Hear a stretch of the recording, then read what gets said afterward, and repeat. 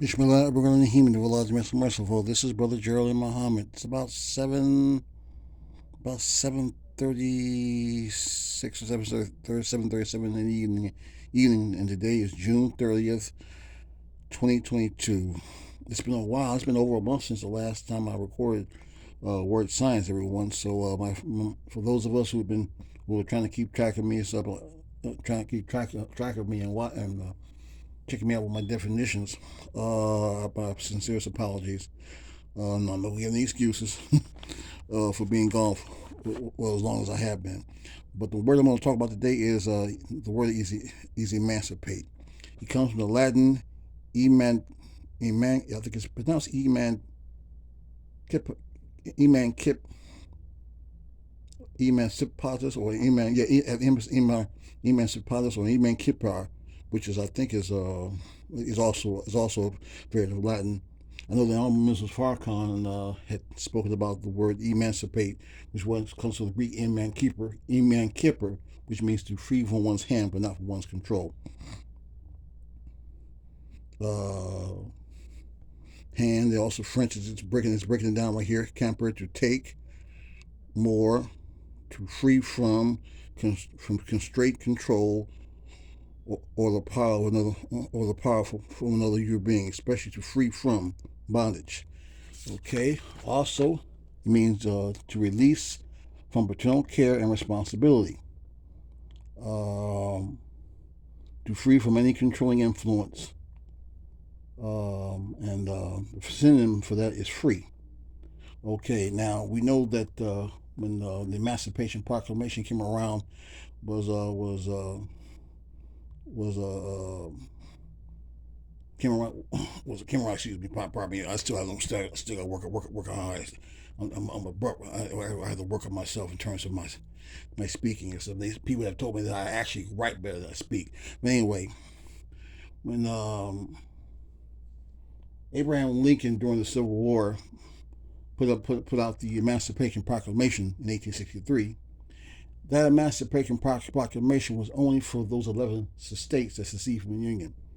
Now, I used to live in Missouri. I lived in Missouri for 17 years. 15 of those years were in Kansas City, Missouri. Now, Missouri was a slave state, but did not secede from the Union. So the Emancipation Proclamation was not for those slaves that were living in Missouri.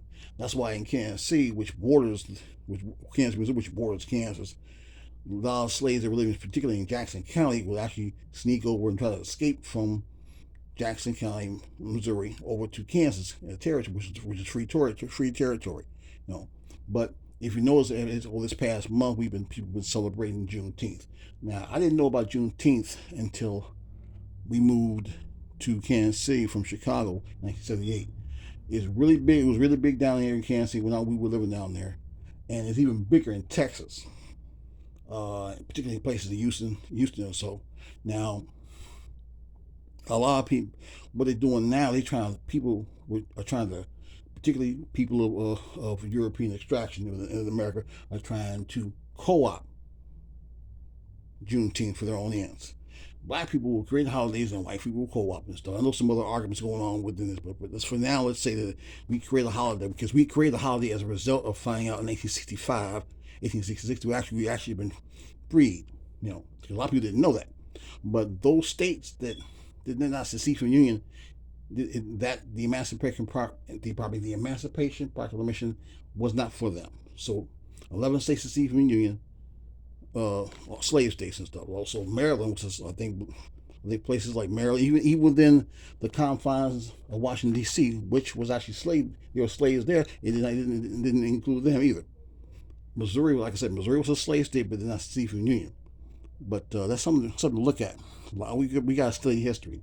When I was living in Kansas City, I found out about certain battles of the Civil War that I didn't even know about when I was living in Chicago as a child. So, for example, I didn't even heard about Westport until we moved to Kansas City.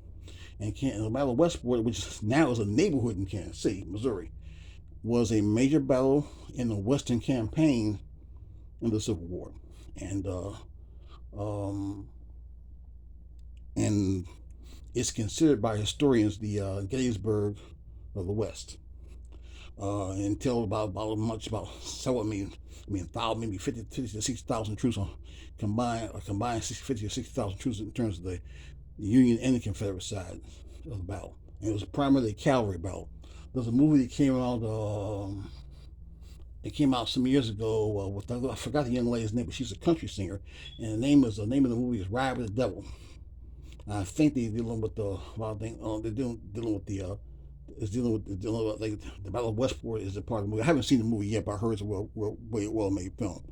But that's my word for the day. I'm on the rush right now. And my apologies for not uh, broadcasting word science over the month and stuff. I'm not gonna give any excuses. I wouldn't be right.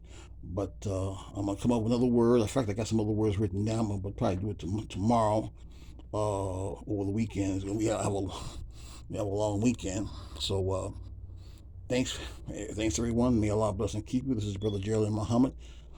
Assalamu alaikum. This is Word Science.